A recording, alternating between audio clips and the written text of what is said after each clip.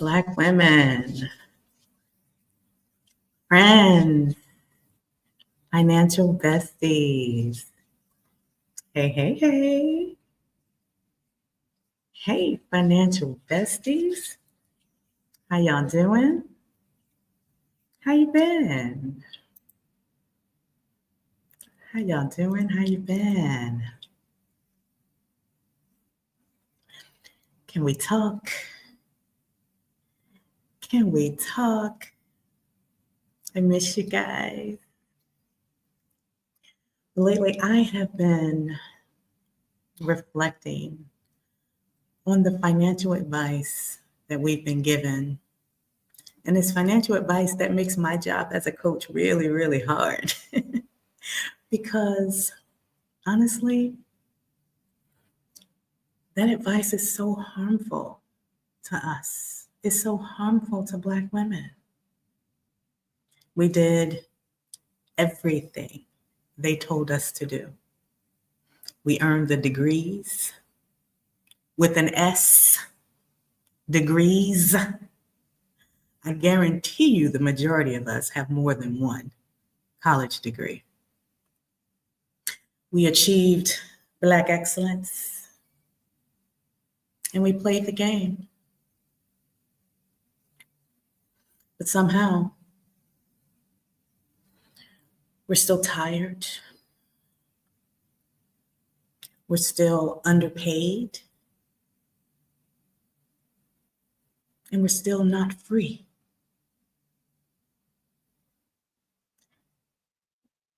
That's not a coincidence. It's the success formula that we were given. And it was never meant to benefit us. It was never meant to benefit us. Any advice that says hustle harder, work harder, climb the ladder, climb ladders that were not built for us, and to be grateful for the job you have. Be grateful for a job that drains you. Sis, let's be honest. That advice, that success formula is what keeps so many smart, brilliant Black women broke, burnt out, and stuck in survival mode. In my last video, I think I called it Black Women, You're Playing the Wrong Money Game. And that's what started this conversation. So if you missed it, I definitely think you should go watch that last video. But today I want to go deeper. We are going to go deeper. Let's unpack the messages that we've internalized. Let's unpack how those messages have shaped our relationship with money. And more importantly, how we can shift our mindset from survival mode to wealth building without sacrificing ourselves anymore. I'm going to elaborate on this also in my weekly newsletter, the Invest with Ease Weekly. So if you haven't heard about it, that is where I expand on some of the conversations I have on my YouTube channel, but I also go a step further and I provide financial tips and financial inspiration that's in alignment with wellness, because that's so important to me. So if you are not on the list to get my weekly newsletter, go sign up. Go sign up because I don't want you to miss it. I think it's very important and it will be very helpful to you too.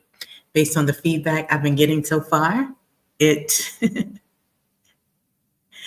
it has exceeded my expectations. The reaction, the way you all have been receiving this new project of mine.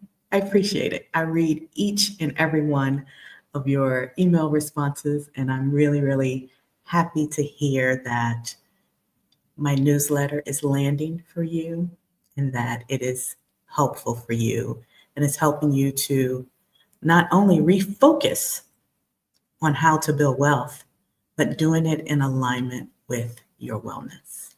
So if you're not on my list, get on it. In fact, let me go ahead and provide the link. I put it under my name here, moneycoachmalika.com/newsletter. And I will also provide it for you on the screen bigger, and I'll put it in the description of this video. All right. Let me say hello. Oh, wait, first, I'm a little rough around the edges. Let me introduce myself for anyone that's watching that doesn't know me. If you're new here, hey girl, hey. I am Malika. I'm a stock market investor and a money coach. I was a teen mom on welfare for almost a decade, but I reached financial freedom by investing in the stock market, and I retired early in my 40s. And now I am living a life that I absolutely love on the beautiful island of Bali, Indonesia. I feel so blessed. I'm so incredibly blessed, and I'm grateful. And I'm also blessed because I get to help Black women like you invest with ease so that you can also build real wealth. We're not playing their money game anymore. I teach Black women like you how to invest with ease so you can build real wealth, so you can own your time and create a life that you love as well. So if that speaks to you, subscribe to my channel and turn on that notification bell so you don't miss a video, and we'll continue to thrive together. I'm so glad you're here. Welcome, welcome, welcome. Let me say hello to my besties.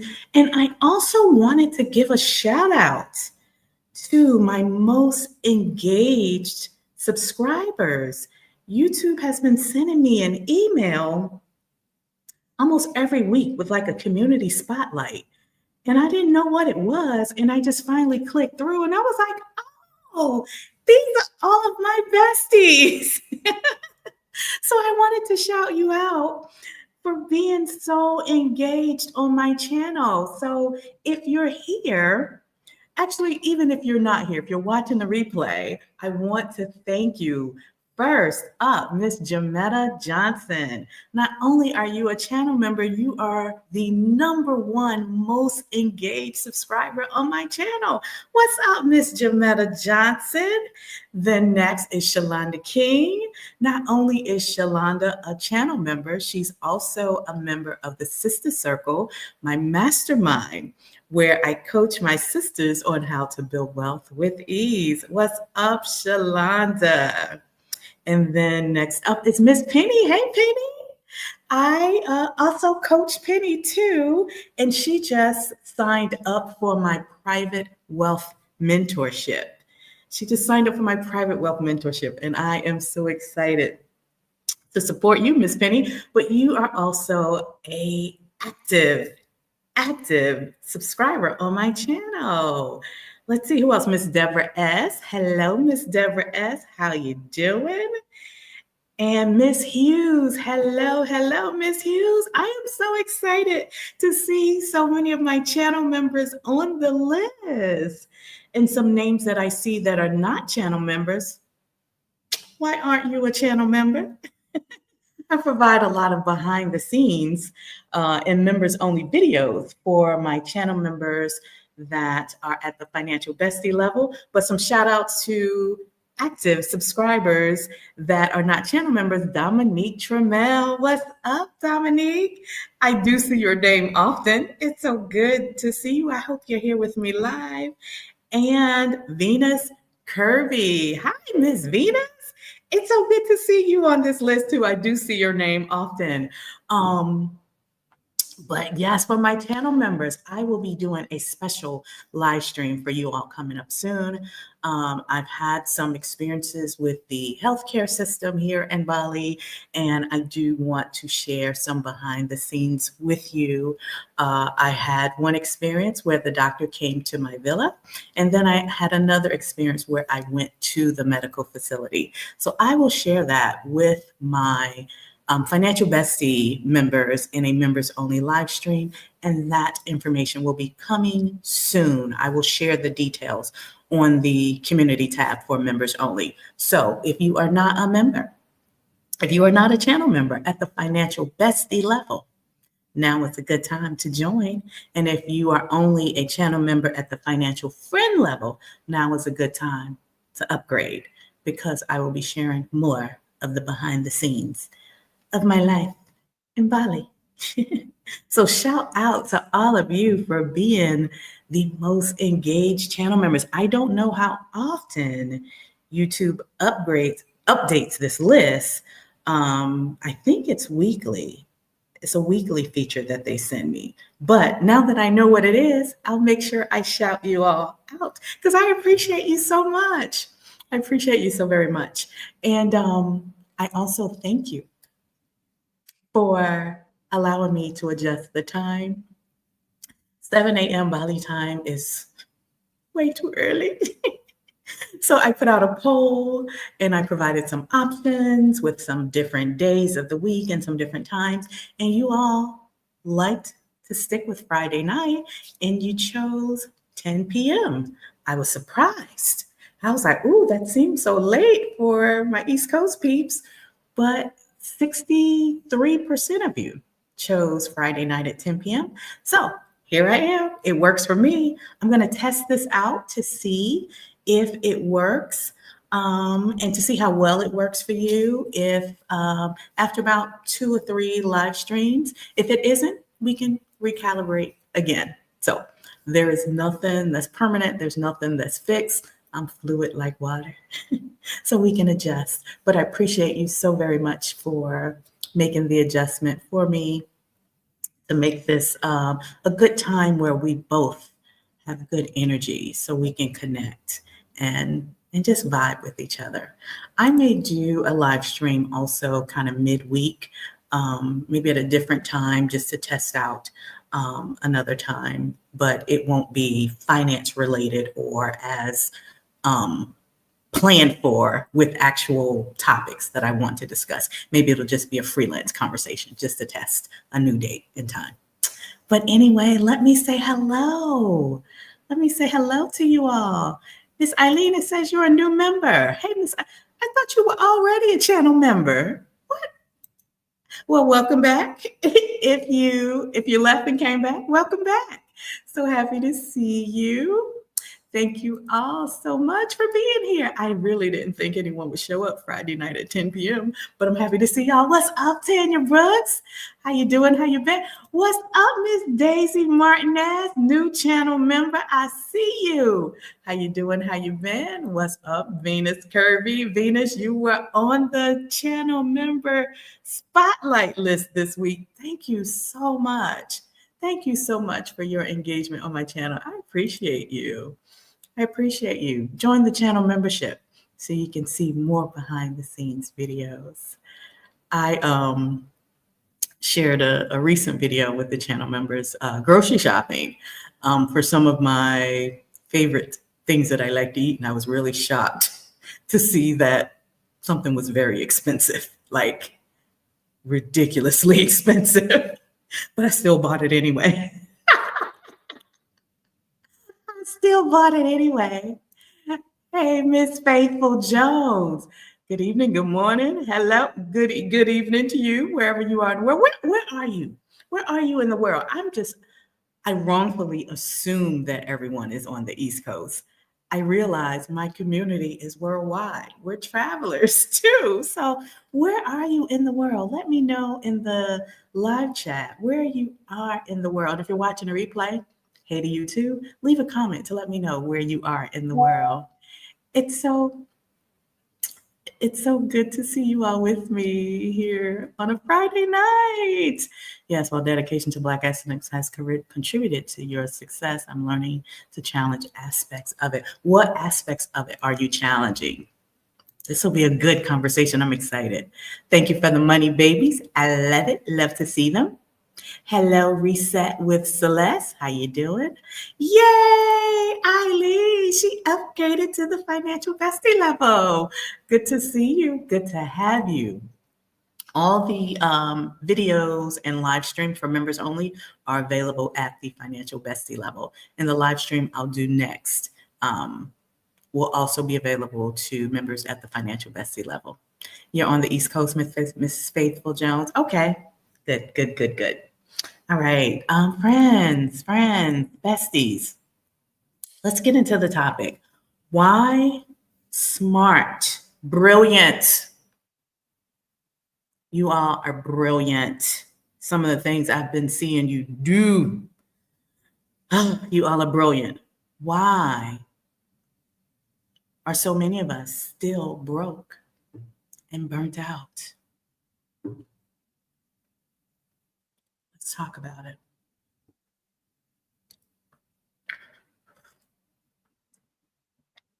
I got my soursop juice.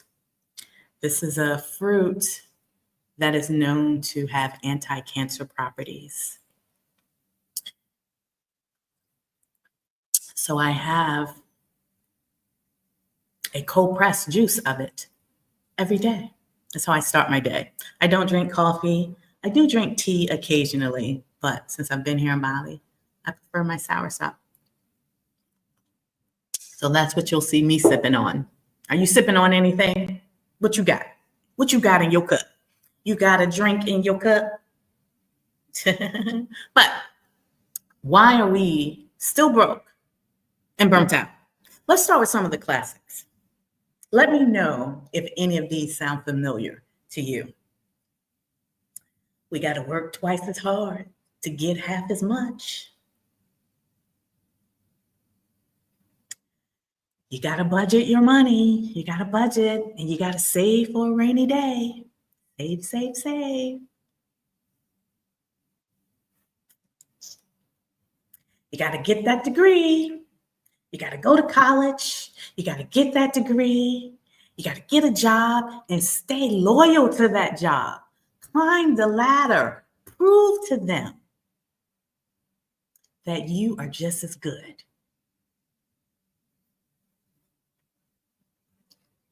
Any of these ringing a bell yet? Any of these sound familiar? Or any of these messages that you've heard? I got another one. Buy a house. It's the American dream. Buy a house. It's an American dream. Not because you want a house, but that's what you should strive to achieve. That's the ultimate sign of success.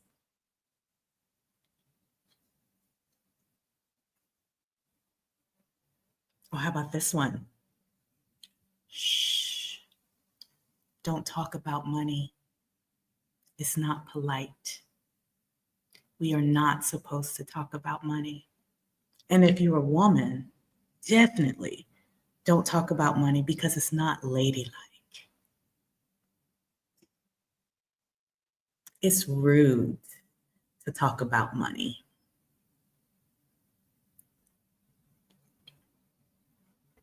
That's the traditional advice we've been given. That's the success formula. Any of those sound familiar to you? Let me know in the comments, in the live chat. Who said those things to you? On the surface, the advice sounds good, right? It sounds responsible. You work hard, you budget, you save, you earn a college degree, you stay loyal to the job for 20, 30 years, you climb the ladder, you buy a house, you made it. And while you're doing all that, you're never supposed to talk about money. Shh, because it's not polite. It sounds responsible. But for Black women, it becomes a trap. These messages sound like they're meant to keep us safe, and it sounds like they're meant to provide a good life. But they're meant to keep you small. They're meant to keep you compliant. They're meant to keep you overworked and overachieving. And as a result, they're meant to keep you underpaid, under-resourced, and undervalued because you're constantly trying to prove yourself. You're constantly not wanting to disappoint anyone because you have to prove that you belong. You have to prove that you're just as good. You have to prove that a Black person can do it too. And then if you're only one or two Black people in that office or in that environment, you carry the weight of the perception, and you don't want to disappoint anyone in your community. So you continue running on that ladder. You continue running to prove that you're different, that you can make it, that you can be successful. But all it's doing is proving that you can be used, that you can be overworked, and that you can be convinced to do it without pay, without the appropriate pay, I should say, because you're happy to have a job. You're grateful for that job that's wearing you out, that's draining you. So you're not going to push the limits. You're not going to challenge authority. You do what you're told because you're a good girl. And you want to feel like you belong. You want to feel like you've made it.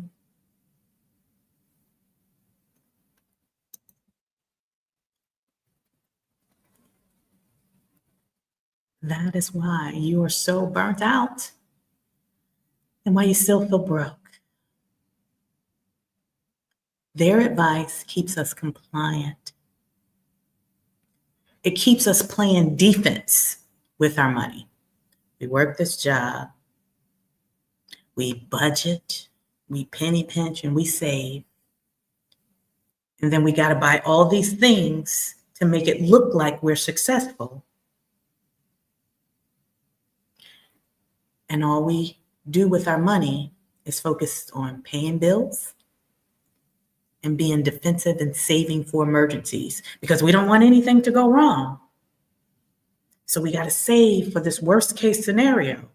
And then we got to keep working to make more money. And because we work so hard to make more money, we're close-fisted and we're only focused on survival, not freedom, not our liberation. So we find ourselves on this constant hamster wheel of playing their game over and over and over. And we're conditioned to play their game from childhood. It's a pipeline that begins from childhood, from school to college to the workplace. And then we're expected to work until we're 60 and 70. What is full retirement age now? 72? Who in the heck is giving all of their lives to a system from school until 72? When do you get to do what you want to do? Child, if you don't see that this system was not created for you, I don't know what else will help you see it. Because here's the truth. That advice was not designed to help you win.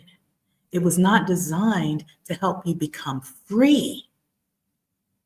It was designed to keep you playing small in a box, running on the hamster wheel to benefit the system, not you, not your family, not your legacy, the generation that you'll leave behind. And here's why. The first advice, work hard. Hard work doesn't build wealth. Nowhere does anyone teach you what builds wealth. I'll tell you right now, assets do. But in the traditional advice, assets are never mentioned. It's work hard, budget, save, be loyal to the job, earn promotions, and keep running on the hamster wheel. Hard work has never built wealth. If it did, you would already be wealthy because you work hard. Every single one of you work hard. I have no doubt about it. I don't need to ask you that. I already know you do. Every single one of you work hard. Hard work does not build wealth. The second advice, budget and save. You don't know how much I hate the word budget. Anybody that has ever worked with me know how much I hate the word budget. I don't teach my clients how to budget. I do not suggest my clients budget. I help them develop a system so they can tell their money what they want it to do, but we focus on building wealth.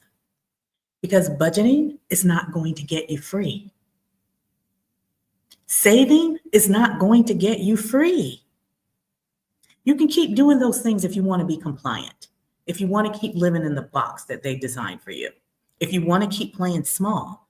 But budgeting is not going to set you free. If you think budgeting your money is responsible, if that's what's going to lead to your freedom, I view budgeting without investing like dieting without nourishing your body. When someone says, oh, I'm on a diet, I want to get healthier, and they don't eat because they're trying to reduce their calories, or they call themselves vegetarians, but they eat a bunch of junk food, cookies and Oreos and potato chips because it's not made from animal products. How healthy is that person that skips meals, that is not nourishing their body, that call themselves a vegetarian because they don't eat animal products, but they eat a bunch of junk food? How healthy do you think that person really is?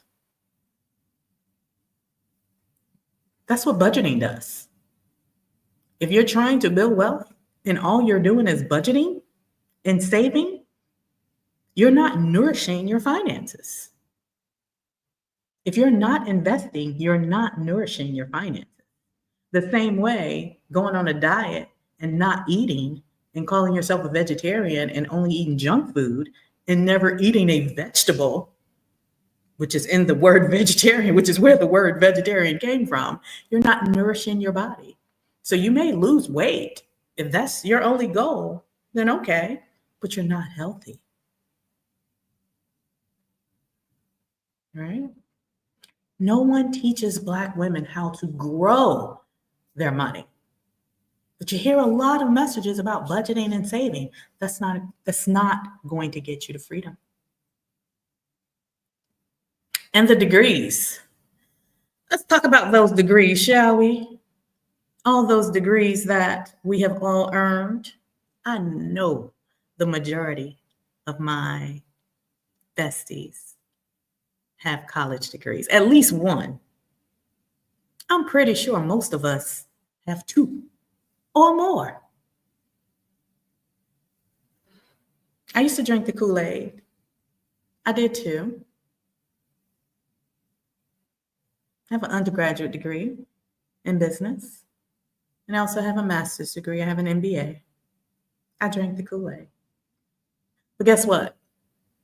Those degrees and that job loyalty that you've been conditioned to believe that's the formula of success, they don't protect you from layoffs. They don't protect you from burnout. I am the poster child for burnout. Whew, honey, I was so loyal to that job. And I burnt out in my 40s. In my 40s. They expect us to work until our 60s and 70s. I burnt out in my 40s. Those degrees will not protect you from burnout. But guess what will? Financial freedom. Because when you burn out, when you get tired and say, I don't want to do this anymore, you have the freedom to be able to choose what you want to do next. But the degrees alone, they're not protecting you from layoffs or burnouts.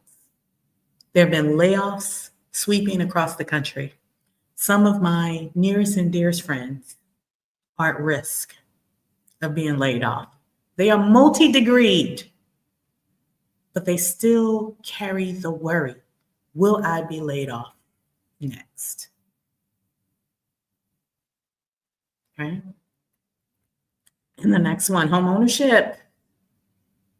Now, I already have a video on what I think about home ownership for Black women, so I won't go into the details here. But what I will say is home ownership is not always the smartest path to freedom, especially if that home is a money pit, especially if it takes more than half of your salary just to pay the mortgage and to maintain the home. And that means it's draining your time and your peace. You are working for that house.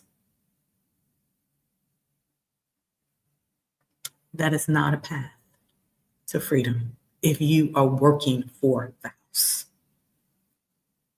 And the final one that I mentioned, the shh, don't talk about money because it's not polite. The reason why that advice is not meant for you is because not talking about money can lead you to believe that you're doing worse than you really are. So it makes you feel like you have to stay tethered to that job because you have to make more money, and you got to keep hustling because it looks like everyone else is doing better than you. And it also keeps you stuck in place because it makes you believe that you're the only one experiencing a challenge. And it keeps you in the dark because you don't know that there are solutions for you and your situation. So when you don't talk about it, shh, they want you to stay stuck. They want you to keep running on that hamster wheel. They want you to think that you're the only one. Because when we don't talk about money, when we don't talk about salaries, you don't know that you could be earning more, that you should be earning more, or you don't know what little change you can make that can completely change the trajectory of your financial future. You will never know that because you don't talk about it. You stay in your little bubble. You want to be polite. You want to be secretive about your money. You don't want to talk to anyone, to tell anyone what your challenges are. So you keep a closed fist. You got to keep everything tight to the chest. And with a closed fist and everything closed off and tight, not only are you not releasing the burdens that you're carrying, but also no one can help you. No one can come in and help you to guide you out of that stuck you're feeling. No one can come in to help you and guide you out of that dark place. You're not the only one. There are many people that have experienced what you've experienced, and they can help you, but no one can help you if you don't talk about it. If no one knows what you're experiencing, if no one knows what your concerns are, no one can help you. I have had clients where I've had one conversation with them, one. And I say one thing that just unlocks something that they've been carrying as a burden for 10 years. And it just blows my mind how simple things can be if we just simply talk about money.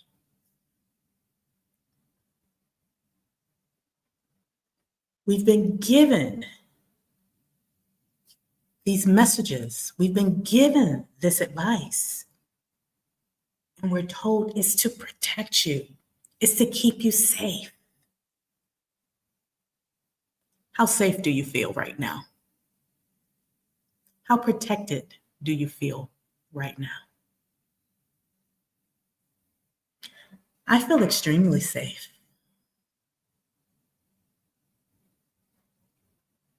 I feel well rested. I feel free. But I also talk about money every single day. The only safety, you know what? I'm not going to say the only, because walking with God is the number one way to be safe.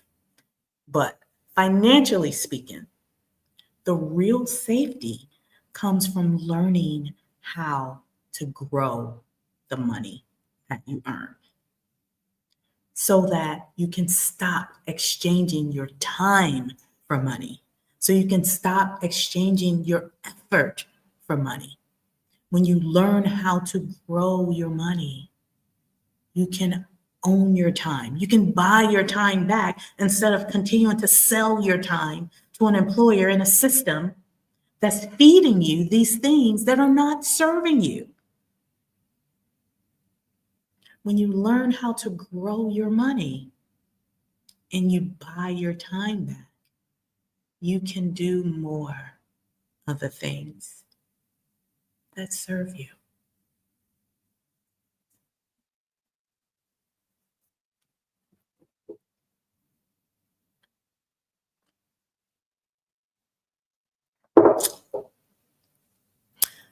I want to talk about who benefits from this advice and who it actually serves. But before I get into that, let me check in with the comments, with the live chat to see how I'm doing. Y'all picking up what I'm putting down?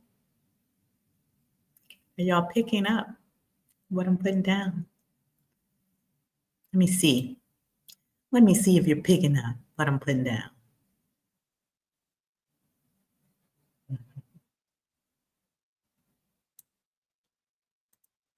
Miss Eileen said, getting the degrees equals success in my house growing up with a mom who was a teacher and saving for a rainy day.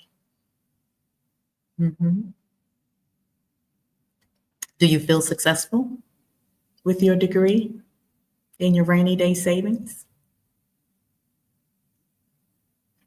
And here's the thing, I don't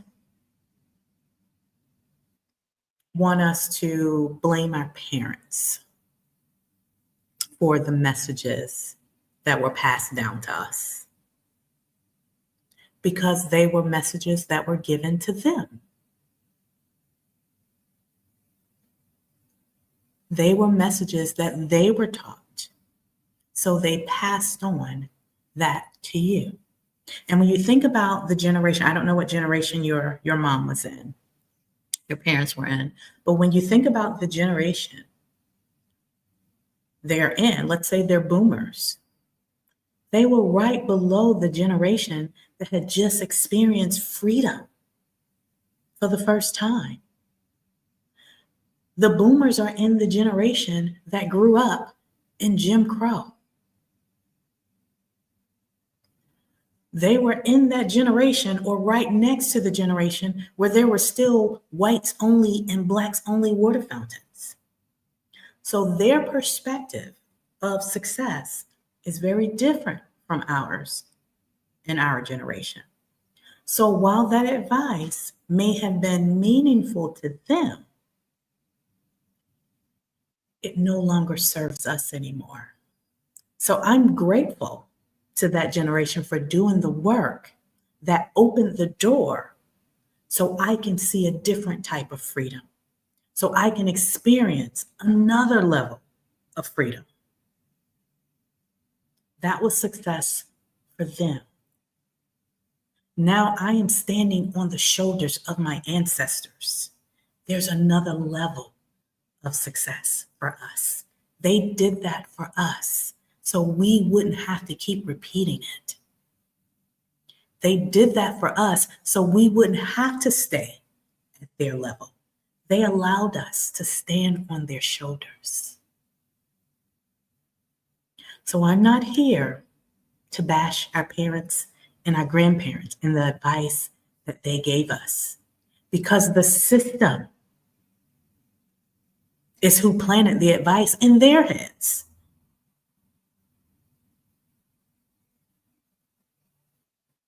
Right? And that advice was useful for their generation.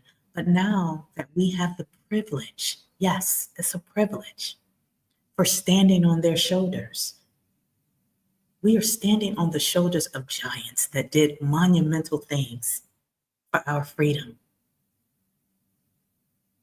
If we're standing on their shoulders, why are we still at their level? They want us to reach higher. They want us to have more joy, not necessarily more material things, but more joy, more freedom. And then we create the shoulders for the next generation that comes behind us. But what served our parents 30, 40, 50 years ago is not what's going to serve us now. Let's rise beyond it.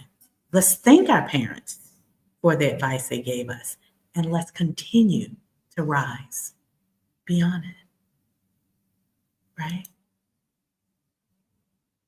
Right. Yes. If defense is all we do, that's a losing strategy. Financial defense is just saving your money, saving for an emergency fund, saving for a rainy day, so we can hold on to it so we don't lose.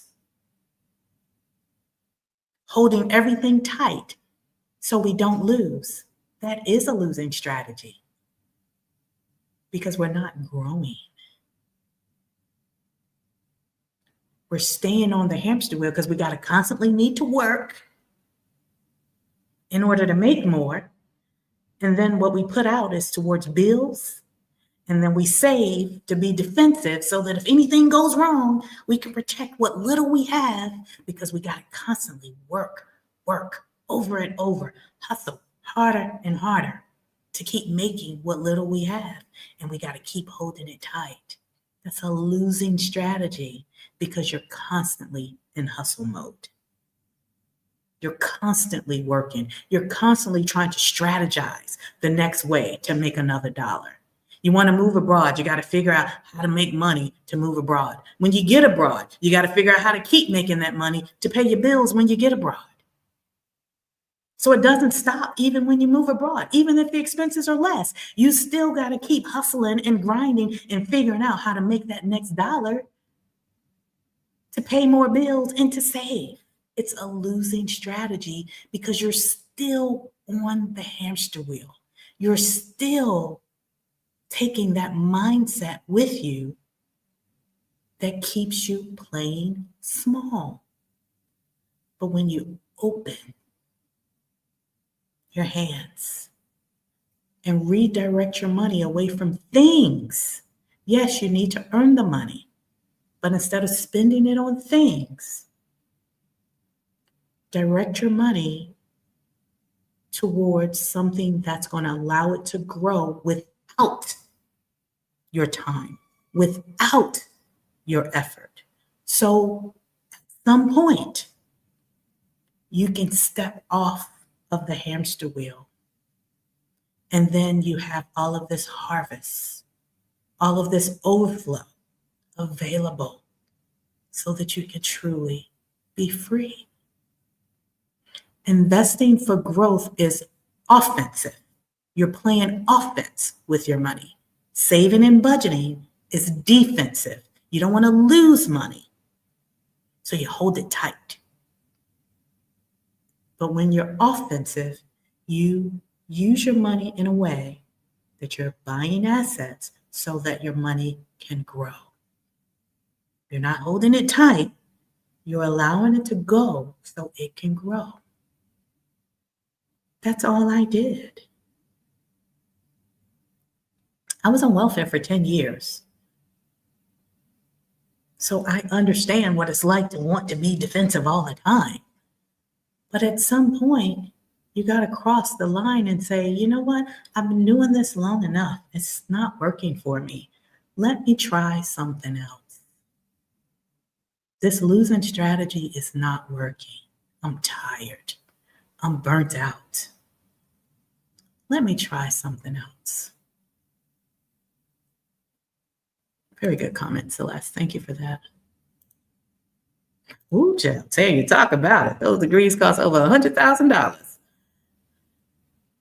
That's also part of the conditioning, getting you in debt from 18 years old, getting you in debt so you have to work to pay off the debt. So from the very beginning of your adulthood, they have conditioned you to us, I should say, because I did it too. They have conditioned us to desire this thing that we can't pay for, that we haven't planned for, because they don't teach us how to plan for it, right? They condition us to desire this thing that we haven't planned for. So we go into the hole to pay for it. And then when we get this degree, we've made it, we feel successful. Now we have to enter the system to work for the next 30, 40, 50 years to pay it off. Student loan debt is something that never, ever goes away. You can't get rid of student loan debt in bankruptcy filing. Student loan debt follow you until the day you die. So you will be paying on it forever. It's raining today. It's getting dark. My lighting is dimming. Hold on one second. Let me get my artificial light going here. Are y'all enjoying this conversation? Is this helpful? Is this helpful to you? Let's see. You put this. I might need to move. Is that better?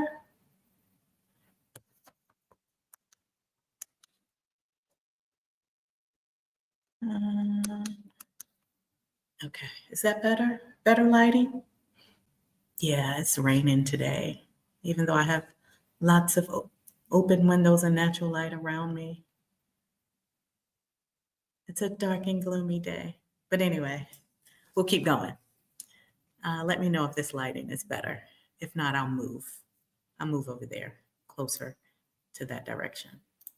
Ooh, Eileen said your house is your worst investment. Yes.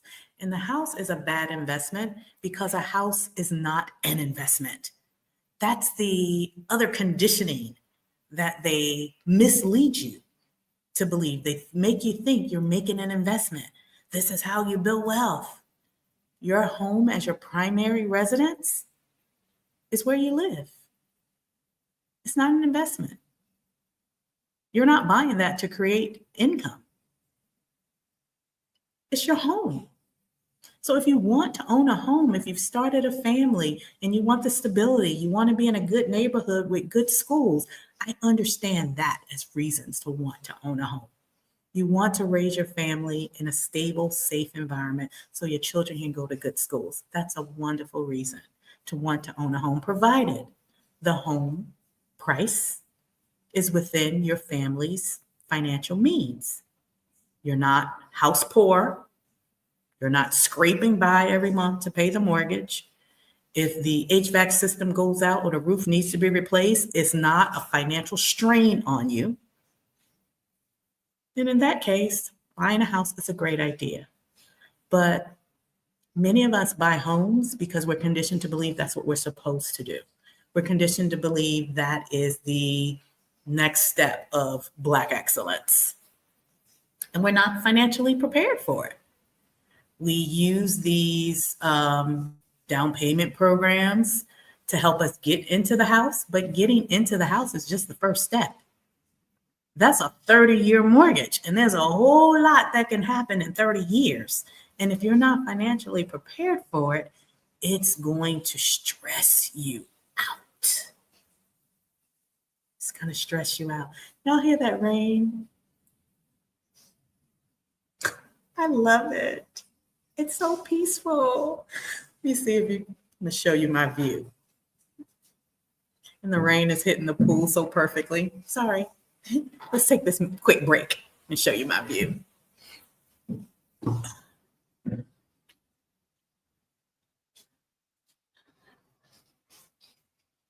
don't see that? Oh my goodness, I love it. I love sitting here. And the rain is just like perfectly hitting the pool. And it just sounds so peaceful. Just sounds so peaceful. I love it. So that's my view while I'm talking to you all. While I'm talking to my besties.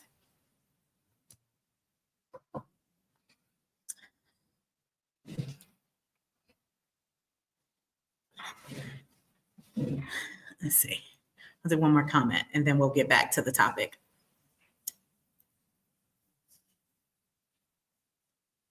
The college student loan. Oh, yes. Good one. College student loan system is just another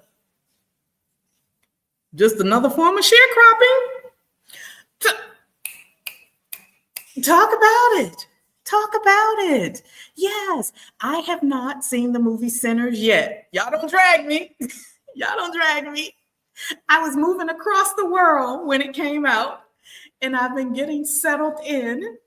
I'll do my next live stream. The midweek live stream will be like my first month living in Bali. Well, I'll catch you up to date on what life has been like for me. So I haven't had time to see the movie yet, but I'm sure it's airing here because it's a lot of us here. There's a large Black community here in Bali, so they do a lot of things that cater to our needs. So I'm sure it's showing here somewhere, but I haven't seen it yet. But this comment is on point. The student loan system is just another form of sharecropping. Yes. They give you something. First of all, they plant the seed that make you believe you need this thing, so you desire it. Then they give it to you in exchange for debt, and then you got to work the rest of your life to pay it off. Celeste is absolutely right. It's just like sharecropping. Back in the day, when they gave our families a little plot of land, a little cabin, in exchange for working the farm, we had to work our lives to pay off the massa. We had to work. Not only did we work, not me, but not only did our parents work, but then the kids had to work the farm too. The kids were sharecroppers too. So we had generational sharecropping just to pay back this debt we owed to the system. Student loan system is the exact same thing. It's just another form of sharecropping. Modern day sharecropping. Celeste. On point. Absolutely. Absolutely. Absolutely. Let's get back to the topic. Very, very good comments. Oh, this is so good. I don't want to hold y'all too late. I know it's already late. But who does this benefit? That conditioning, that advice, who does it benefit? We've already established that it does not benefit us. So who really benefits when we stay stuck in the traditional thinking? Number one, it benefits the employers and the institutions that profit off of our labor. It benefits the employers and the institutions that profit off of our labor. Just like Celeste just said, it's modern day sharecropping. It doesn't benefit us. When we stay loyal to a system, when we give 30, 40 years of our lives, the best years of our lives, when we're young, we're strong, and we're healthy, everything works. We give the best years of our lives to employers and institutions that profit off of our labor. And we're stuck in survival mode and holding tight to everything because it takes so much effort and so much time to earn that little bit of money that we're always defensive. We're playing the defensive money game instead of the offensive money game that will help us get off of the hamster wheel. The system relies on us being overworked because they know that we want to be seen as a good employee. They know that we desire the promotion and the raise, so we're going to work hard. They rely on us being overworked and desiring those things.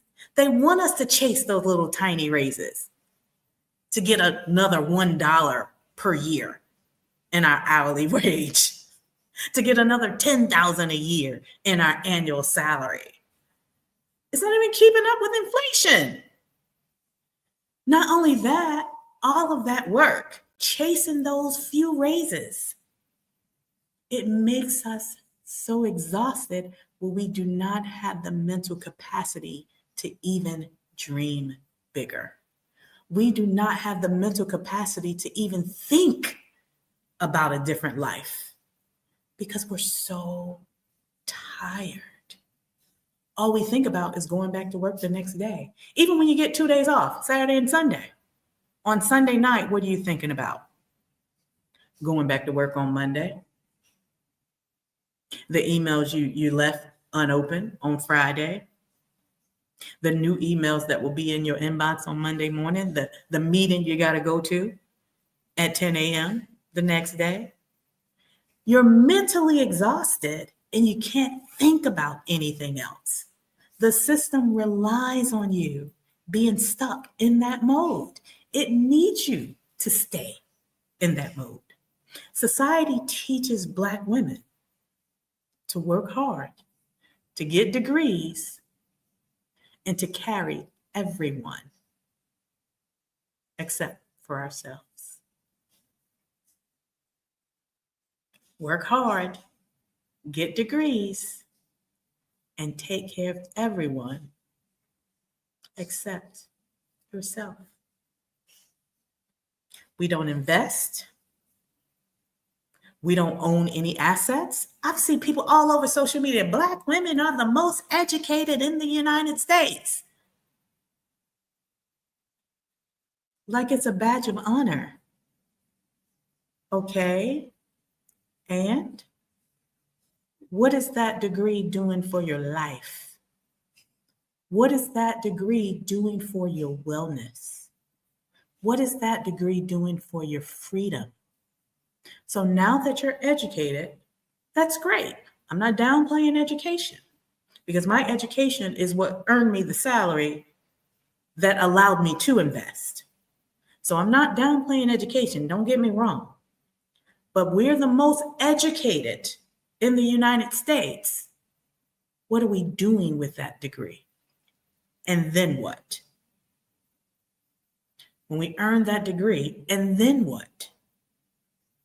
Because if there's no and then what, that's financially offensive, and we're only playing financial defense, we're still stuck. And not only are we still stuck, we're in debt to the system. So we're not free just because we're the most educated. Now we're burdened with student loan debt. If we're not investing, if we're not buying assets, it just simply makes us easier to exploit. The system is like, yes, Black women are the most educated. No one is arguing with that. There are stats that are easily discoverable on the internet that proves it. Wealthy people are like, wonderful, come work for me. Wonderful, now you can work this job and be underpaid. The government is like, wonderful, you have $100,000 in student loan debt that I can add interest on top of, and you will pay me for the next 30 years. Great, get another degree. You see what I'm saying here? We're playing the wrong money game and we're focused on the wrong thing. So yes, sis, get your degree. Yes. Then get that high-paying job with that degree. But then what most of us do next is we go and buy the house that requires half of the salary or more. And then we got to go buy the car, the Benz, the Beamer, the Tesla, because then we got to prove to everyone that we're successful. We don't invest. We don't own assets. The system will continue to exploit us for the rest of our lives because we will be dependent on the crumbs. Because that's all it is, sis. It's crumbs. We will be dependent on the crumbs that they offer. That 2% raise, that 3% raise. Even if you get another job and you change jobs and you get a 10% raise, that's still crumbs. And it's crumbs because you still got to work for it. It's crumbs because you can get more than 10% from the stock market. You're allowing them to exploit you when you choose not to invest. You are allowing them to continue giving you crumbs because that's all they think you're worth when you choose to buy material things that are not assets that will build your wealth. We were taught to survive, not thrive. And it's all by design. It's all by design. There are no coincidences. There are no mistakes. Look around your community. Look around your inner circle. All the Black women you know are highly educated. Where I come from, when I lived in the US, the past 25 years of me living in the US, the Washington, D.C. area, you could not walk a block without running into a dozen highly educated Black women. Every block, you will see highly educated Black women everywhere you look. Not only are the Black women highly educated, many of them, I won't say all, many of them probably earn six figures.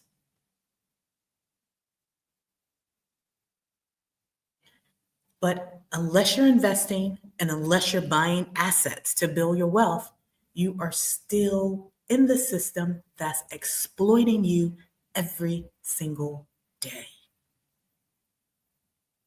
And it's all by design. This is why you're tired. This is why you feel burnt out. And this is why, even though you're smart, you're educated, you work hard, you've checked all the boxes, you've done all the things that they told you to do, this is why you still feel broke.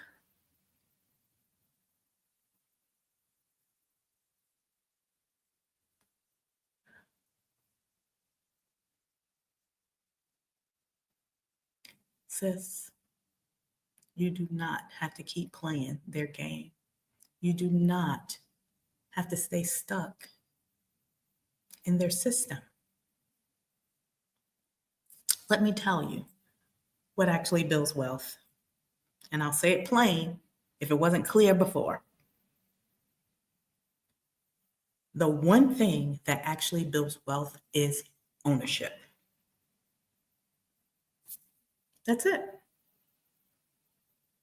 You can make the highest salary in the world. You can earn six figures, multiple six figures. You can have all the degrees in the world. You can have a bachelor's degree, a master's degree, a PhD, a law degree, a medical degree. You can have it all. What do you own?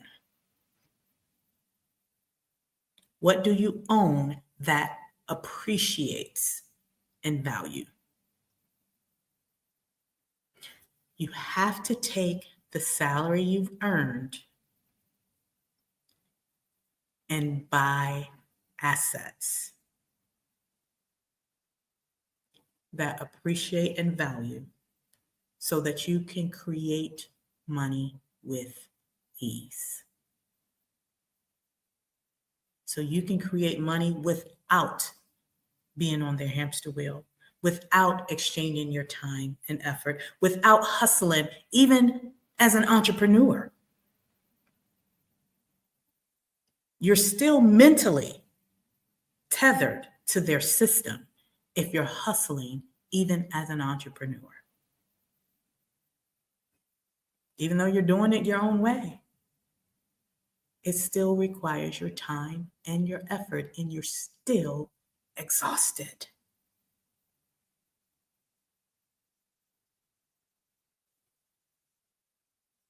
So as you earn a salary, whether it's from a job or revenue from your business,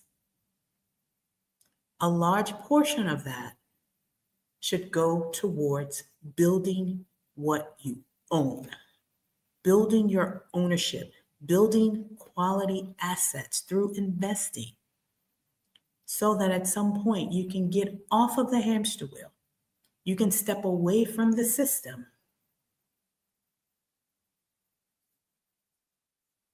and experience true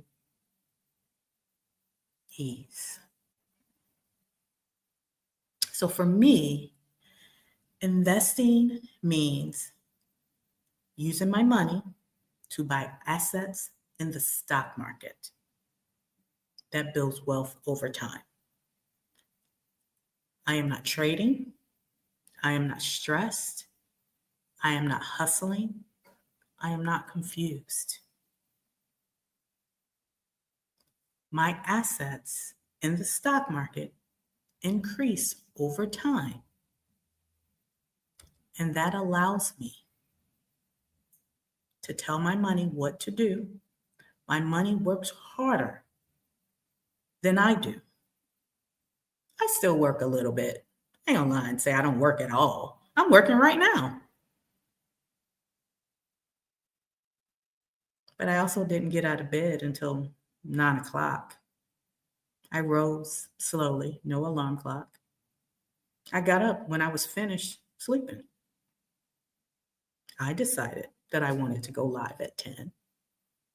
My money is doing the work for me to fund the lifestyle that I want. I own stocks, I own bonds, I own index funds. All of them gives you leverage and gives you choices. But you must own quality stocks, quality bonds, and quality funds, right? So freedom is more than moving abroad. Me being here in Bali doesn't necessarily give me freedom. Me moving to anywhere I want to be in the world doesn't necessarily give me freedom if I'm still tethered to the same system, to the same process that's leading to my exhaustion.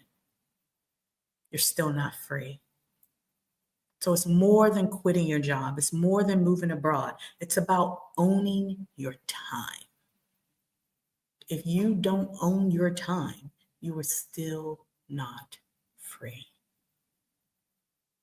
Freedom is about being well rested.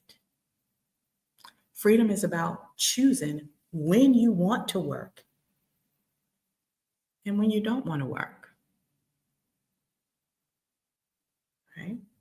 I'm not saying you go free and you just stop doing everything, but you choose what type of work you want to do because it brings you joy.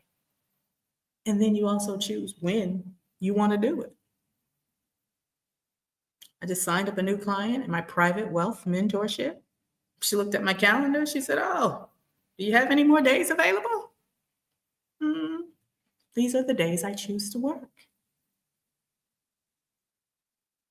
I allow some flexibility, but still within my limitations,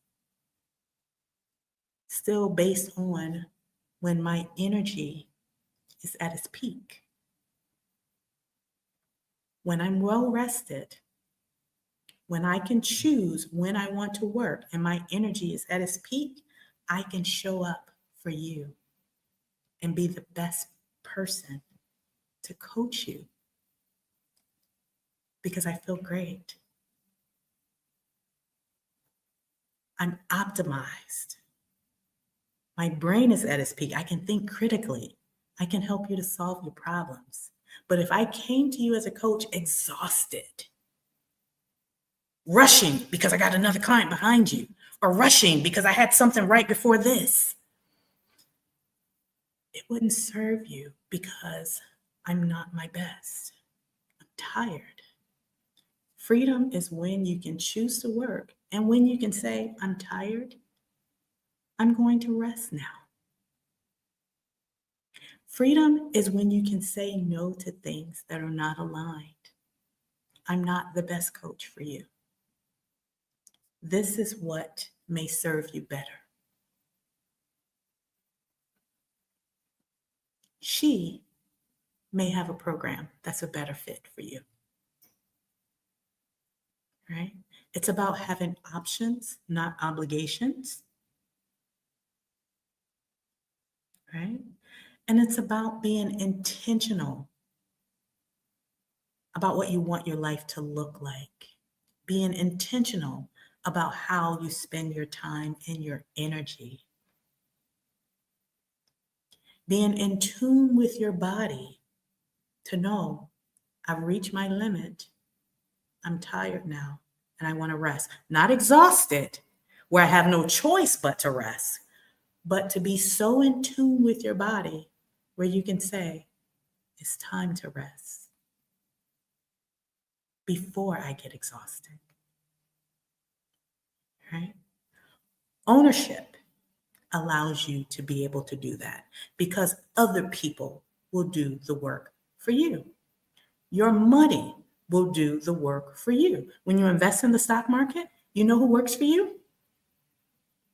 The CEO, the CFO, the COO. Their number one priority is to the shareholders. They will bend over backwards and bust their butt working for you and growing your money. And you don't have to do anything. Let other people work for you. Let other people spend their time and effort growing your money. You don't have to do that if you choose to own assets, if you choose to invest. I choose the stock market, but that's not the only way to invest. You can invest in property. That's different from home ownership of your primary residence. You can invest in property to build wealth. You can invest in other businesses as a private lender to build wealth. Someone else is doing the work to grow your wealth. And while you're tethered to a job, while you're tethered to an employee, while you're chasing success, you are the one that's doing the work to build someone else's wealth. Choose to cross over to the other side and reverse the formula that they've taught you.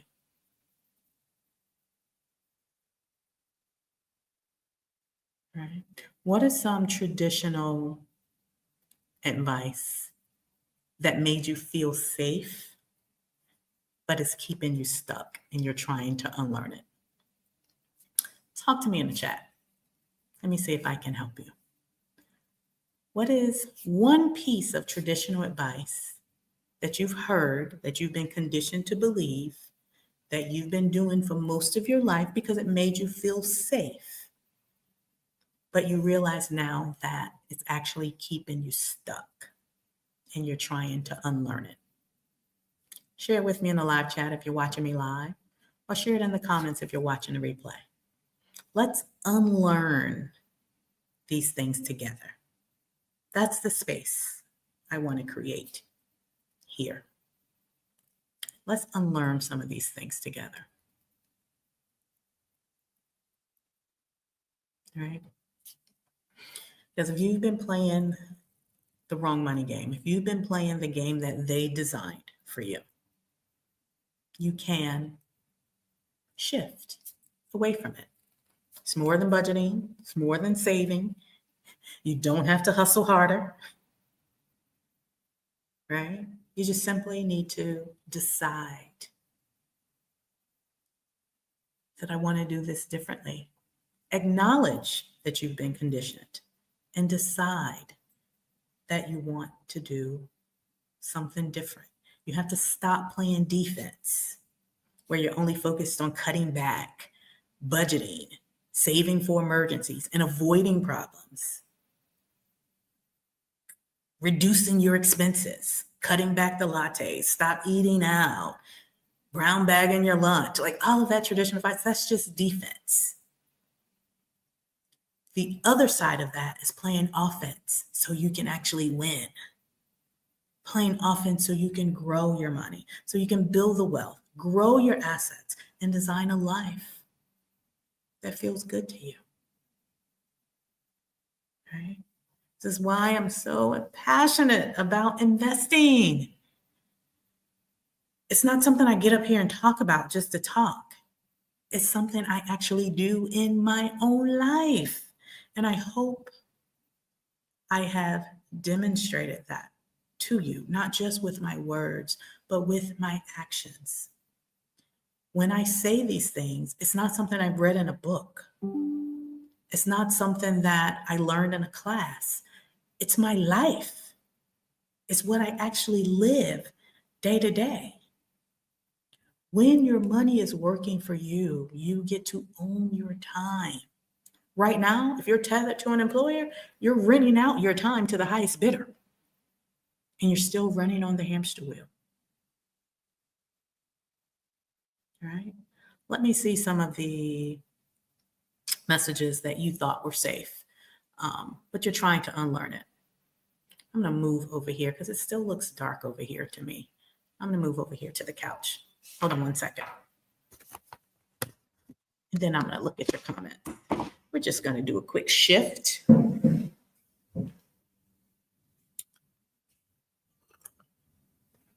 We're just going to do a quick shift. Come with me over here. Let's sit on the couch. Yeah, I think this might be a little better because I have a little more natural light from this window, I think. Is this better natural light over here from this window? Hold on.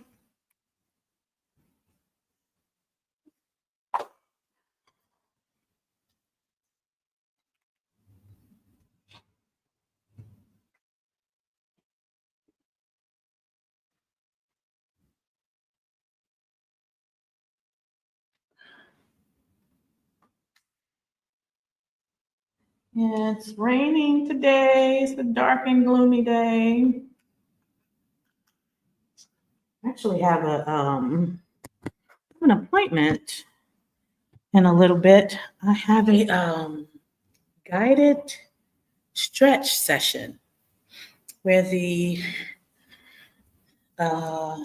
expert is coming to my villa to help me with some guided stretching. This looks brighter over here. This looks brighter to you? I took a Pilates class. Ooh, yeah, that's another conversation. Your girl was struggling. Listen, I'm so out of shape. I woke up so sore. So I sent a little message through the WhatsApp. Hey, I need some help. Everything hurting from head to toe.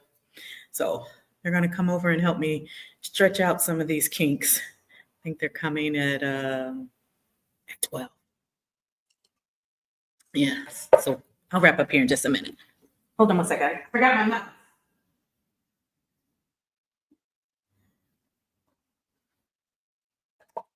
Not my mouse, so I can read your comments. I think this lighting may be a little better.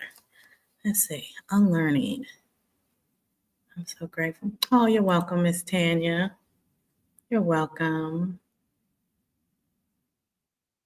CR, that's terrible advice. That is terrible advice, and that's exactly what I'm trying to coach you all away from. You are still stuck in the matrix, child. You are still stuck in the matrix.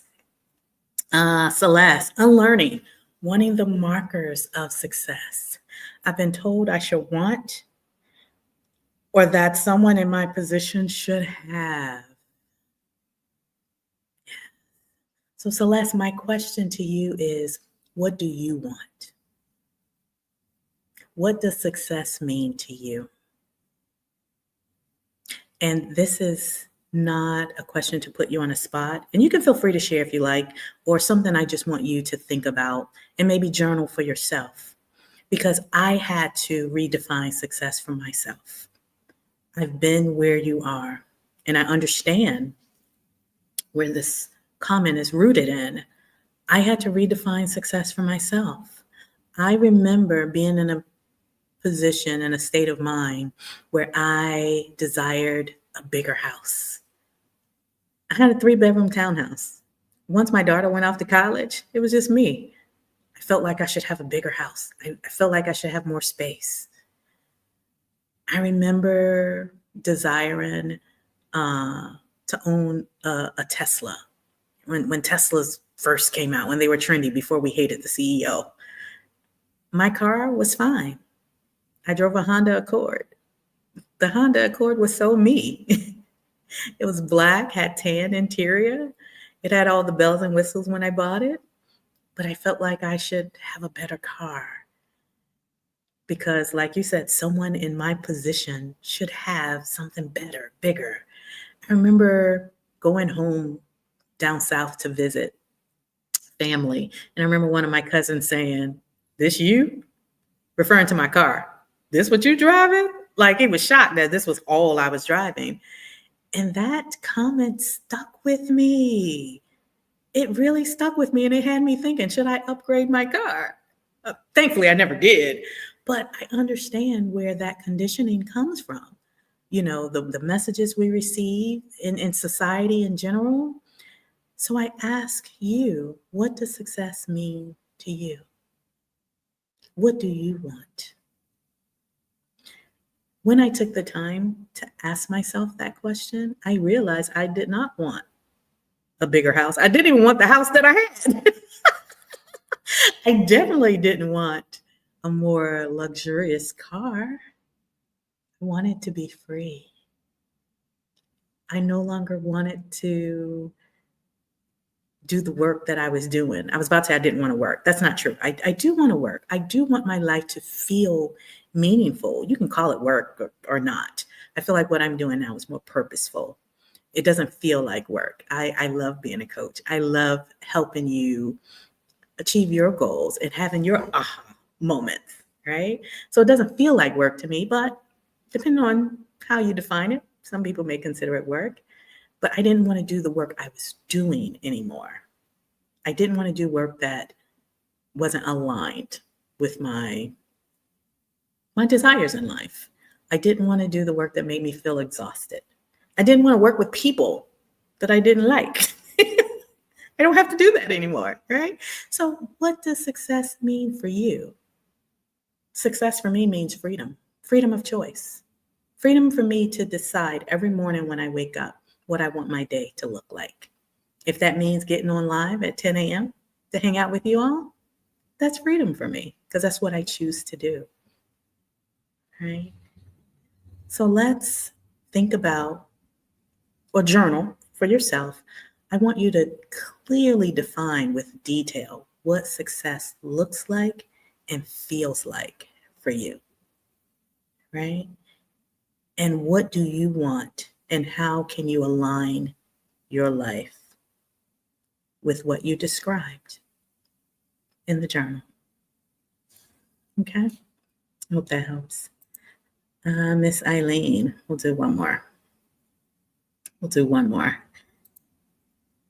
Currently unlearning that you can budget your way to wealth. That rainy day fund isn't going to make money, babies. And Eileen, you know me well enough to know that is not true. Absolutely not. Absolutely not. And I have nothing to add to this. You are spot on. You cannot budget your way to wealth, and a rainy day fund isn't going to make money, babies. I find that when you spend your time focused on budgeting, you spend so much of your time in defensive mode where you feel like you don't have enough to invest. You feel like you don't have the resources to invest, and you actually probably don't have the time to invest because you've already spent so much time trying to figure out your money, and it just made you so overwhelmed because it never looks like enough. Because I don't budget, I don't coach my clients to budget. I don't even focus on budget. What I do instead is I decide to tell my money where I want it to go. And the first person I pay is myself by investing in the stock market. So when I put that percentage that I have defined as the amount that I want to invest in the stock market, I do that first, and then I force myself to live on what's left. That's why I don't budget. I force myself to live on what's left. And when I decide how I want to allocate and spend what's left, it's with the understanding that the amount of money that I've decided to invest is my number one priority, and there are no exceptions. So I have no choice but to live on what's left. All right? And you can allocate that however you want to. Right? If you want to eat out, if you want to go shopping, whatever it is that you want to do, that's a choice that you make with the understanding that your number one priority is taken care of.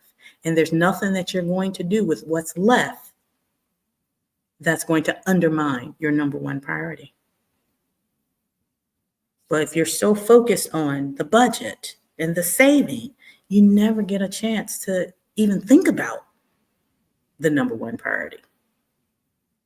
So what's the number one priority to you? I don't want to make that assumption.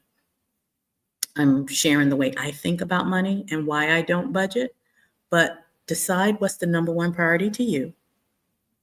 Put that first, and then live on what's left. I know it's probably a very simple way of looking at money. So if you're a client, I know you were in one of my programs. I don't know if you're currently in any of my coaching programs, but if you're a client, we'll certainly elaborate even more.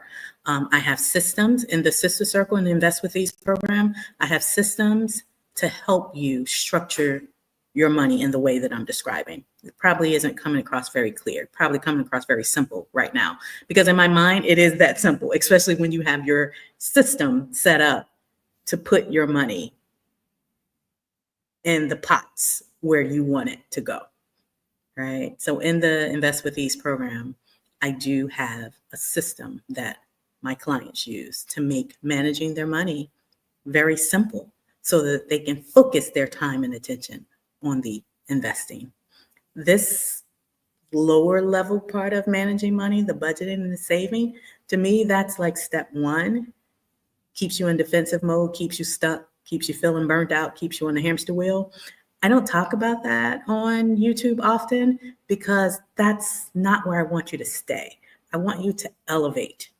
I want you to elevate and do the offensive things with your money that will get you out of the system, that will get you away from the hamster wheel so that you're no longer feeling stuck anymore. So I'm glad that you are currently unlearning that message. I'm glad you already know that that rainy day fund isn't going to make you babies. It's good to have. It's a defensive strategy, but defense is not what builds wealth. So if you simplify your defensive strategy, you'll have more time and energy to focus on what is needed to build your wealth. Right? All right. I want the freedom to control my time, which I have part-time and travel, but I don't have a house or a car. You know better, but you still struggle with the programming sometimes. And Celeste, that's completely understandable. Give yourself some graces. Give yourself some grace. It takes years because that system, that train of thought, that programming has been ingrained in us our entire lives for decades. I am 50 years old. I didn't walk away from the system until I was 47. So that programming was ingrained in me for 40 years. We're not going to unlearn it overnight. You're not going to unlearn it with this one live stream. You're not going to unlearn it with just one person telling you one time. It takes intentional effort. It takes creating new systems for yourself. It takes learning the strategy in order to step away from their system, to not be defensive with your money all the time, to learn how to be more offensive so that you can win. So it takes a combination of things: time, learning, effort, strategy.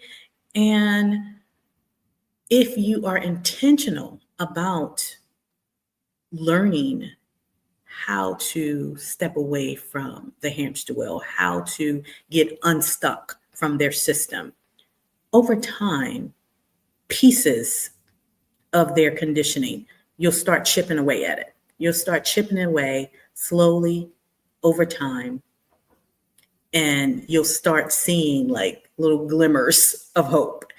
And I say that from experience also, because even though I walked away from my career 3 years ago, just last year, I still had an aha moment. I still experience things that I need to overcome and unlearn. For example, and I'll just make this quick, even though I had the freedom to walk away from my job, I was free at like 43. I didn't walk away until 47. So I was still in the conditioning. And then even when I walked away at 47, I was still very, I won't say afraid to spend, but my brain was conditioned to save and invest everything. Well, not everything, but I invested a large portion of my income. When I got to the other side and I was free to spend, I didn't know how to spend. It's like I kept limiting myself and telling myself no. And I didn't realize, girl, this is what you did it for. Spend the money, right? If something didn't feel like it was worth the cost, I wouldn't allow myself to spend it. But now I'm like, the fact that I want it is worth the cost. The only thing that I need to check in with myself on is why I want it. I need to make sure I don't want it because of outside influence. I need to make sure I don't want it because I'm comparing myself to someone else. I need to make sure I don't want it because someone else told me I should have it. If it's truly something that I desire, girl, I'm buying it. I'm buying it. I'm buying it. So you're always going to be unlearning the conditioning because it's 40 plus years of bad messaging that they've taught us, right? So I say all that to say, give yourself some grace, but be intentional about your progress and be intentional about unlearning the messages that they've taught us that has kept us stuck for so long, right? Exactly. You live 7 minutes from the metro. Why do you need a car? Especially if you live in a city that has really, really good quality, timely public transportation. Exactly. Why do you need a car? I don't have a car. I sold my car before I moved abroad. Even though I was back in the United States for about 8 months, I thought about buying another car, but I didn't.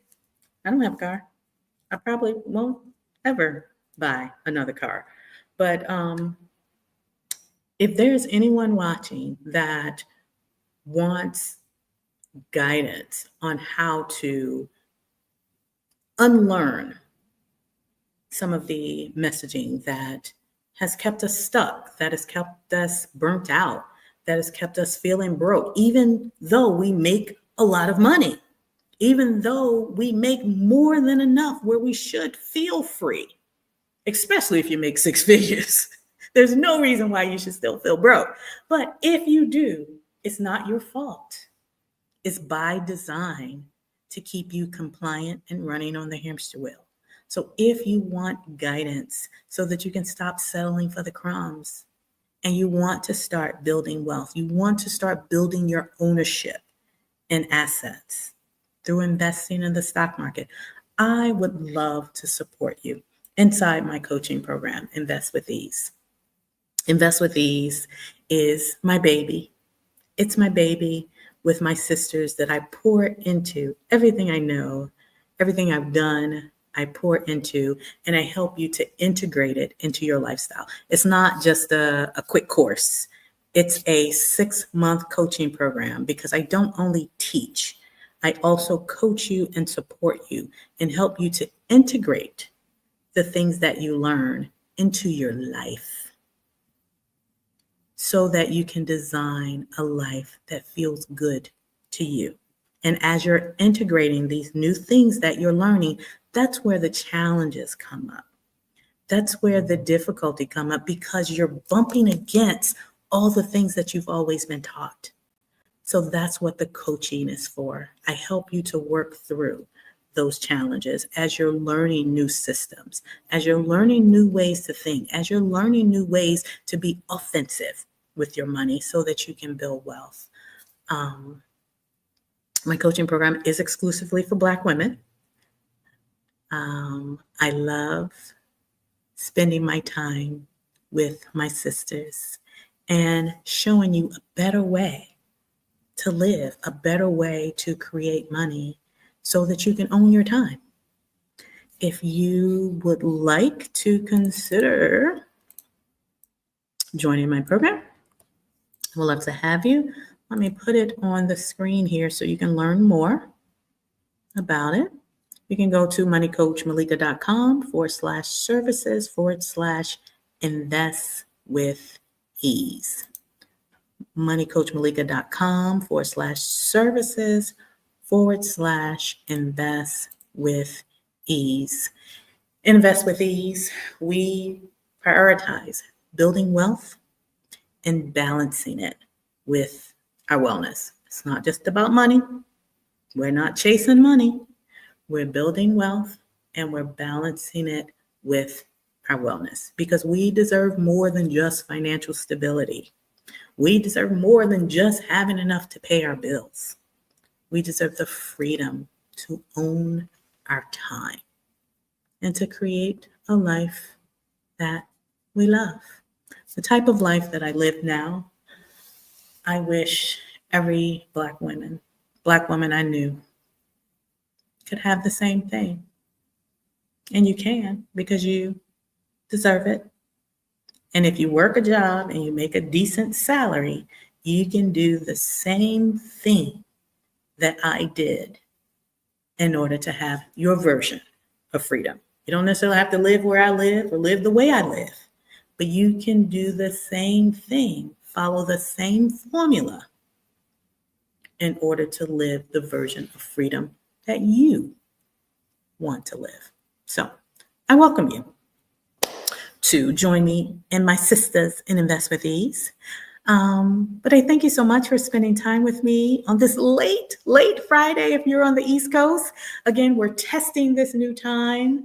If this worked well for you, let me know in the comments. If you do not like this late time, that's okay too. Let me know that too. We can test some other days and some other times. But if this video was helpful and it helped you to be aware of the conditioning that you've been taught that's keeping you stuck, that's keeping you feeling broke and burnt out, hit that like button.